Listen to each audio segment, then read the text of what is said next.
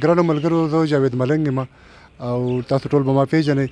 ملګرو داسې کار دی لکه تاسو ټولو ته چې څنګه پته ده په ټوله نړۍ کې دغه وبا راخوره شوې ده د کورونا وایرس. نو ټول ډاکټران او ټول خلک وایي چې د دې علاج نشته خو علاج احتیاط دی. نو که اوس موږ د حکومت یو خبره کوي چې تاسو دې ګڼې نه مه ورځئ یا تاسو لاسونه وینځئ، نو په دې کې زموږ خیر دی. پکار ده چې موږ لاسونه وینځو، بار لاسونه وینځو، ماشومانو خپل په کور کې د هغو د صفایي خیال وساتو، د خوراکونو خیال وساتو، داسې ګڼې ګوڼې ته نه ورځو. خیر دی یو څو ورځې ګزاره وکړو. او ما د یو څو ډاکټرانو نه دا خبره هم واورېده چې دا وایرس چې دی نو کم از کم دا په 15-16 ورځو کې چې دی د دې اثرات ختمیږي، دا په خپله مړ کېږي، خو چې د یو نه بل ته منتقل نشي.